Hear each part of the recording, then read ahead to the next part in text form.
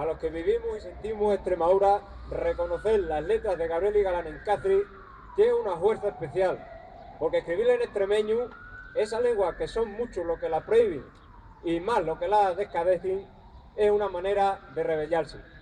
El maestro que escribe arrendando lo que palra el pueblo es vivir en el mismo andal que él, porque no está la soberbia del señorito, que hay que dirigirse en castellano, ni el desprecio del que juzga las lenguas por la fachenda de los subpalrantes. Por eso, cuando un maestro escribe en la lengua que palra el pueblo y siente las cosas como las siente la gente llana, hay grandeza porque la gente se dicta por él y piensa que así no anda descaminado. Ahora los maestros no escriben como la gente del pueblo, ahuyen de él y aprenden a los dagali para que tengan que emigrar. La aprenden economía y administración, la aprenden inglés, alemán y chino, la geografía de las naciones de muy largo y las honduras de una cultura que se fabrica en los despachos. Los maestros de ahora no aprenden a los muchachinos la cultura de la su tierra, porque la cultura de aquí dicen que no sirven para nada. En que hubiera maestros que quieran enseñar la cultura de aquí, ya los emparatarán desde arriba para callarle su voz.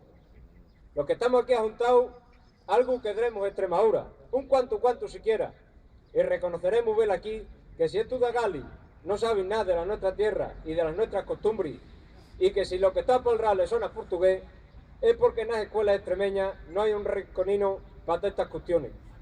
Que no haya una asignatura para los críos saber las cosas de Extremadura es condenar la sociedad extremeña al escachinamiento y a la perdición, por escribirla de la su propia tierra, por pasar la vida ignorante de la historia de la su cultura. Muchos verán hoy aquí que habrá años que no sienten el extremeño como lo sentía Gabriel y Galán cuando vivía, y no porque hayan muado la lengua y esté más moderna, más bien porque la gente se avejina y desaculeándose de ella prefiere seguir el campanillo que más retumbrea para jader la piara más grande. Extremadura está a falta de muchas cosas, pero la carestía más grande que hay es la del conocimiento de nosotros propios y de un reconocimiento posterior para sentar bien las cosas. Precisamente y por esa desconocencia no tenemos un día líquidamente de las letras extremeñas reconocido. Es que los nuestros escribientes en extremeño, en salimego o en portugués no merecen también un vencijón. Tampoco tenemos una asignatura en primaria, en secundaria, que dé sostribo a la cultura tradicional extremeña. Es que la cultura anglosajona es más importante que la extremeña. Ni siquiera tenemos la reconocencia del extremeño como lengua por parte de la administración, cuando asociaciones y organismos internacionales sí la reconocen. Es que no es tan lengua el extremeño como el portugués, el gallego o el castellano. Pues vela ahí.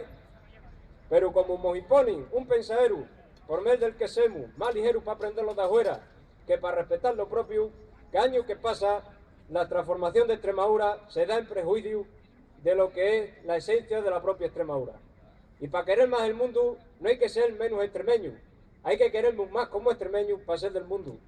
Desde aquí, a pie de la tauta del Gravielino, llamo a los mis paisanos extremeños para que sientan el hormiguillo que hormiguea y envernezan los querelis por una tierra que en dando un de todo tenemos el ansia de buscarlo en otros lados. Es tiempo de que el extremeño desinquieto se siente y recabe en que lo que la nuestra tierra ofrece no lo quiten otros hombres. Así que por más que a mucho la duela, ¡viva Extremadura! ¡Viva!